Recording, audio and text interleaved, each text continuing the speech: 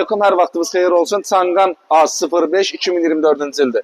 Qardaş yanımıza yaxınlaşıb avtomobildə boğulma problemi, qızdırma problemi var. Yaxınlaşıb buranı göstərirsiniz.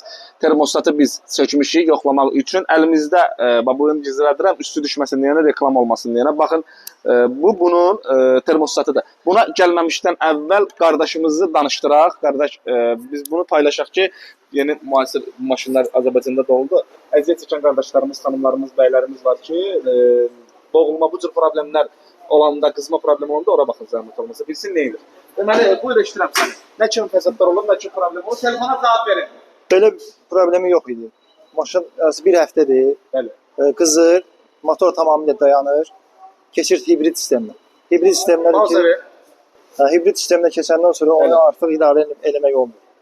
Qızma problemi də ki, o bir həftədə başlayıb, yəni ondan əvvəl kompüterdə salınıb, heç bir diaqnostika vermədən. Buna baxın, dəyişiblər. Bunu dəyişiblər, bu işdən hansısa bir ay olar. Bir ay bundan qabaq. Bu problemlə bağlı yaxınlaşmışdınız? Yox, o tam başqa bir problem idi. Demək olar, qızdırmaya yaxın problem kimi idi. Onu dəyişdirdik. Dəyişdirdik o pampanı. Amma düzəlmir ki, bu problem aradan qalxmır. İndi bir həftədə lap sıx-sıx olur bu problem. Bir dəfə olmuşdu. Ondan sonra düzəldi, işlədi, öz-özünə düzəldi. Yəni, usta bir konkret bir pompa dəyişir, 950 manatda qardaş pul verib. Bax, bu şəkil bizim köhnə ustalarımız, sənət yoldaşlarımız bax, bilərlər ki, bunu mexaniki şəkilində, bunun burada termostatı var. Termostat hər yerləşir, invertorun yanında, bax, burada yerləşir.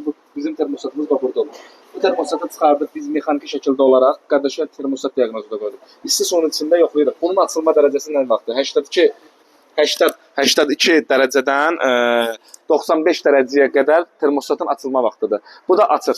Biz buna 95-100 dərəcə istilikdə saxladıq, termostat açdı. Pompanın da diaqnozu əgər qızdırma ilə bağlı dəyişiblərsə, boş yerə dəyişilib.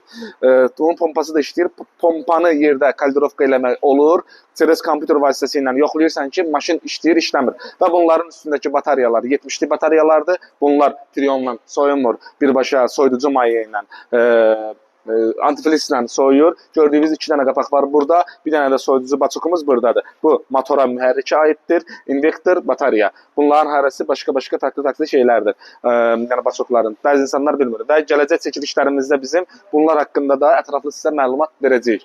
İndi inşallah ki, bunun yığılıb yerinə, hamısı yığılandan sonra mən termostatdan əmin oldum ki, burada problemimiz yoxdur. Mühərrikin qalovka problemini yoxlayacağıq yerində, mexaniki şəkilində olaraq sökülmədən. Maşında da problem, mühərrikdə də problem, yoxsa altdakı bunda su qovucusu var. Eyni dərəcədə elektron şəkilində pompalar var.